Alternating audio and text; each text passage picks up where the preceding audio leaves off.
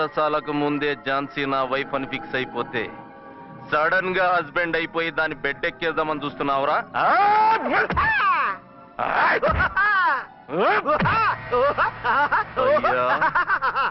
నేనింత సీరియస్ గా కొడుతుంటే వీడు కామెడీ లెక్కన అవుతుండేంది. ఈడి ఏడిపే ఇలా లాఫింగ్ టైప్ లో ఉంటదేమో. ఇంకో 2 రౌండ్లు వేసుకో. వేసుకో వేసుకో వేసుకోరా బాబు.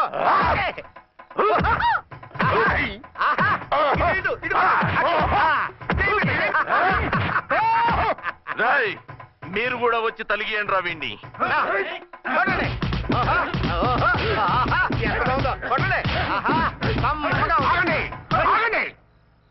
ఈడు ఎందుకు ఏడవకుండా నవ్వుతున్నాడో నాకు ఇప్పుడు అర్థమైంది. ఎందుకు?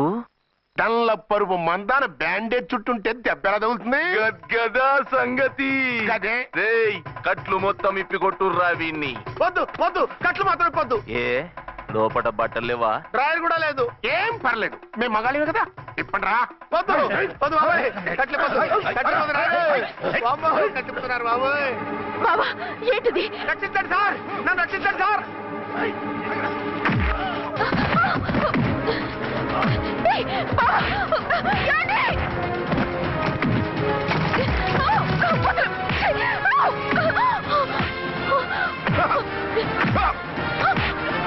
వద్దు వద్దు, నన్ను రచ్చపకండి బాబాయ్.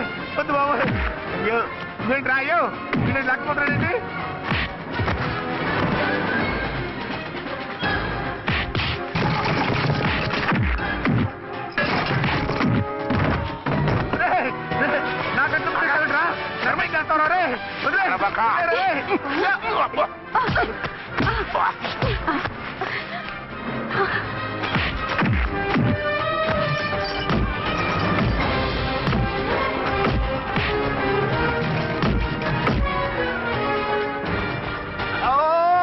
అయ్యో సార్,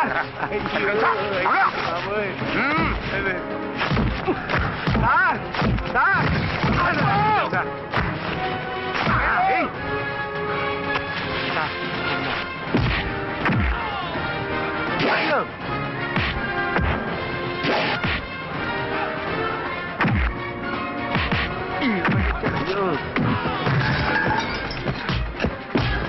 సార్ రక్షించండి సార్. మొత్తం తీసేస్తాయి బాబు.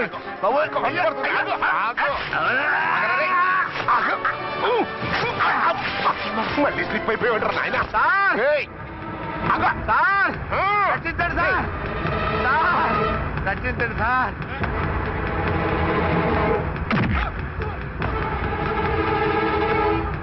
హాతికుందరై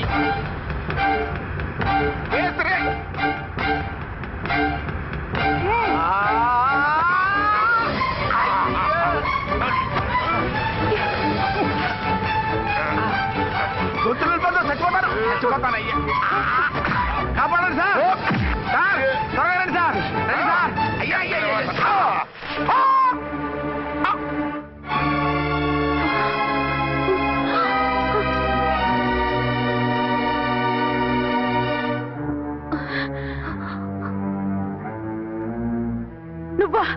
నువ్వు వేషాలు ఎందుకు వచ్చావు? నన్ను ఎందుకు మోసం చేశావు? సారీ, నిన్ను మోసం చేసిన వీడి కాదు, వారు. మా ఆయన ఎక్కడా? బైబిల్ మొత్తం చదివి ఏ సుప్రీం ఎవరని అడుగుతా వింటమ్మా. ఎంతకాలం నీ కొమ్మగుడు ఉన్నారనుకుని తెగ మురిసిపోయారు. కానీ మీరు కట్టుకున్నది పంచుకున్నది ఒకే ఒక మొగుణ్ణి, వారే వీరు.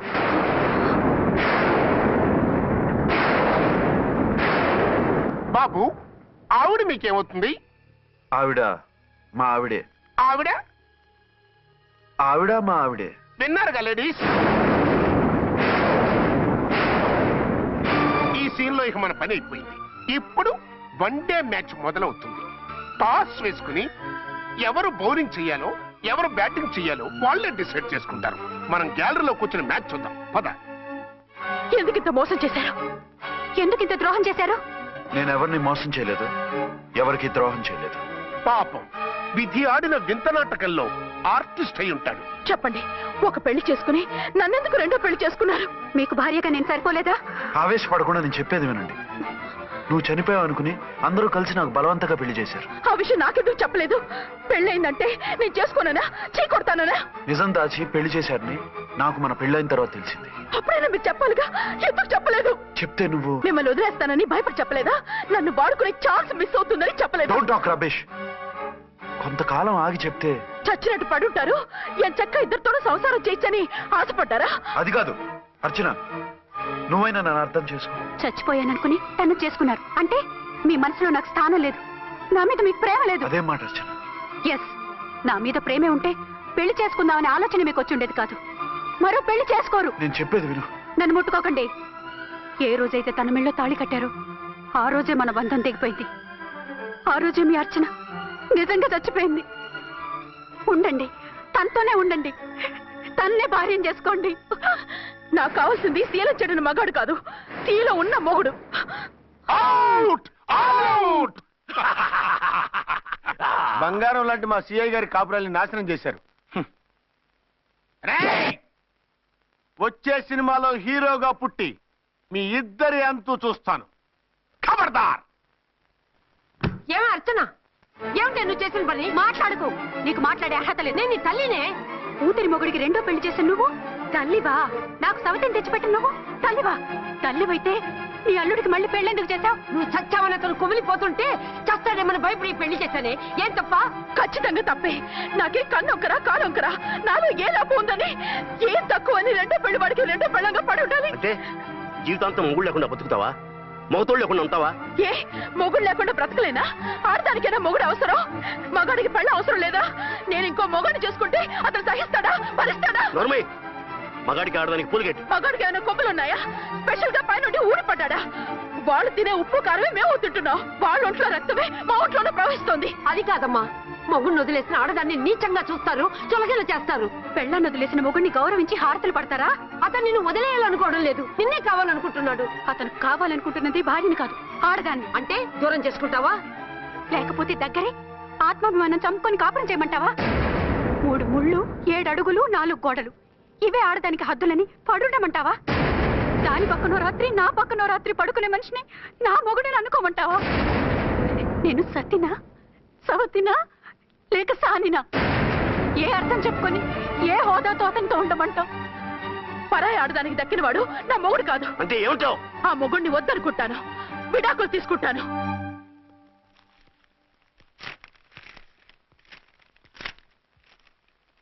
ఏమిట్రాది? లాయర్ నోటీసులు. లాయర్ నోటీసులు?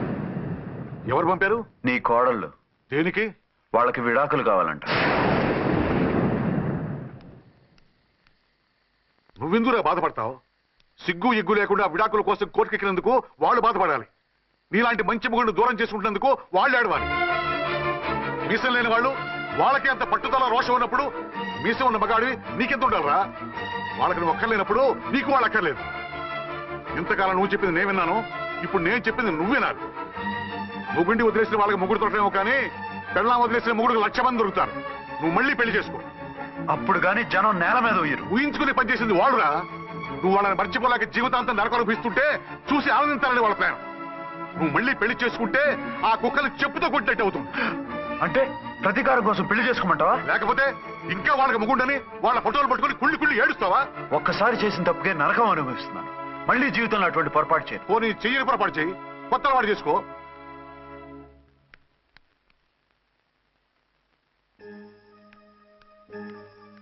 ఇదిగో నాలాగా తాగుడు అలవాటు చేసుకో.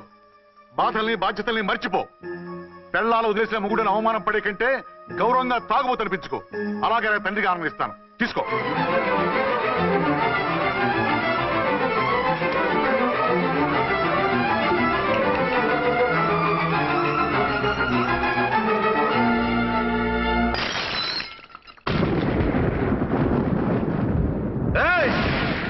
అర్చన, ఝాన్సీ, బయటికి రండి.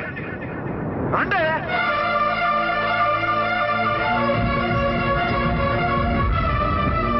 भाई और बहनों, देखो, ये मेरा फर्स्ट पत्नी है. ఇది నా సెకండ్ పత్ని. ఏంటి ఆ లుక్లు? తాగొచ్చానా? నేను తాగలేదే, మీరే తాగించారు. తేగేదాకా తెచ్చారు, తాగేదాకా తీసుకొచ్చారు. నాకు విడాకులు ఇస్తారు. మనది పెళ్ళా పేకాట? ఆడినంతసేపు ఆడి మధ్యలో మిడిల్ డ్రాప్ చేయడానికి. అసలు నేను మీకేం ద్రోహం చేశాను?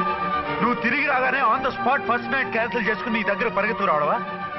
ఇంకో మగాడు ఎవడైనా అయితే అలా వచ్చేస్తాడా? చెప్పను చెప్పను, ఛాలెంజ్. నువ్వు చచ్చావు అనుకుని పిచ్చి వెదవలా తయారయ్యాను. కళ్ళు పూసుకుంటే కళ్ళలోకి వస్తున్నావని కంటికి నిద్ర లేకుండా కడుపుకి తిండి లేకుండా గడిపాను. చచ్చి నీ దగ్గరికి వద్దాం అనుకున్నాను. కానీ నా కన్న తల్లిని మర్చిపోలేక తాగుడికి అలవాటు పడ్డ మా నాన్న నా జీవితంలా నీ జీవితం కాకూడదురా, భార్య లేని లోటేంటో నేను చవి చూశాను, మళ్ళీ పెళ్లి చేసుకోరా అని బలవంతం చేస్తే చచ్చి కన్న తండ్రిని ఏడిపించలేక బతికి దీన్ని పెళ్లి చేసుకున్నానే తప్ప దీని రంగు పొంగు చూసి వెర్రెత్తి కాదు. అది నేరమా, పాపమా? ఏమే ఈ ఏటి మేటి సౌత్ ఇండియన్ పతివ్రత, నీ సంగతి ఏమిటే? సెకండ్ హ్యాండ్ మొగుడు దొరికాయండి షేక్ అయిపోతున్నావా? ఇంతకు ముందు నేను ఎప్పుడైనా తాగానా? నేను తాకానా? కామం కళ్ళకెక్కి నీతో మంచం ఎక్కానా? మజా చేశానా? పెళ్ళైన తర్వాత కూడా నిన్ను పతివ్రతలా బతకనిచ్చాను కదే. నేనే దుర్మార్గుడిని అయితే, ఆడదాన్ని అవసరంతో ఏడ్చేవాడిని అయితే, ఎప్పుడో నిన్ను చెడిపోయేదాకా చెడగొట్టేవాడిని. కానీ ఎందుకు అలా చేయలేదు? ఎందుకు నీది తప్పలేదు? భార్యగా అర్చన నాలో బతికుంది కాబట్టి. నిజం చెప్పలేదు అని చెప్పుకోవాల్సిన మేకలా గించుకుంటున్నావు. ఎందుకు చెప్పలేదో తెలుసా? నా కూతుర్ని ఎవరు చేసుకోవడం లేదు, రెండో పెళ్ళంటే వద్దంటుంది అని మా బాబు దగ్గరకు వచ్చి ఏడిస్తే నాకు అబద్ధం చెప్పి నీకు తాళి కట్టించారే. 20 ఏళ్లుగా కనీ పెంచిన నీ అబ్బే నీకు నిజం చెప్పినప్పుడు నేనెందుకు చెప్పాలి? అది బతికొచ్చిన తర్వాత మా వాళ్ళు నీకు నిజం చెప్పలేదని తెలిసింది. అప్పుడు నాకు ఇదివరకే పెళ్ళయింది, చచ్చింది అనుకున్న నా పెళ్ళం తిరిగి వచ్చిందని నీకు చెప్తే గుండె పగిలి చేస్తావని నీకు చెప్పలేదే. నువ్వంటే నా ఆల్ ఇండియా పతివ్రత 9 నెలలు లంకలో ఉండొచ్చిన సీతని అగ్ని ప్రవేశం చేయమన్నాడా రాముడు? ఎవడో వెదవ కూత కుషాడిని కడుపుతో ఉన్న తన పెళ్ళాన్ని అడవిలోకి పంపించాడు, అదే రాముడు, నీ ఫేవరెట్ గాడ్. నువ్వు అడ్రస్ లేకుండా 25 నెలలు ఎక్కడికో పోతే ఎక్కడున్నావు, ఏం చేశావు, ఎవరితో ఉన్నావు అని అడిగానా? లేదు. అనుమానించానా? లేదు. వాయ్? భార్య అంటే ప్రేమ, భార్య అంటే నమ్మకం, భార్య అంటే విశ్వాసం. ఆ రాముడు గ్రేటా, నీ మొగుడు గ్రేటా? చెప్పవే, చెప్పు. ఆ రాముడిని దేవుణ్ణి చేసి గుళ్ళో కూర్చోబెడితే నన్ను రాయించేసి రోడ్డు మీదకి ఇసిరేస్తావా? పేరుకు పెళ్ళానివే గాని నిన్ను అమ్మకన్నా ఎక్కువగా ప్రేమించానే. నువ్వు కనీసం ఆ బిడ్డకిచ్చే విలువ కూడా ఇవ్వలేదు కదే తల్లి. 2 భార్యలకి న్యాయం ఎలా చేయాలో తెలియక కుమిలిపోయా. మీ ఇద్దరికి నిజం తెలిస్తే ఏమైపోతారో అని భయపడ్డాను.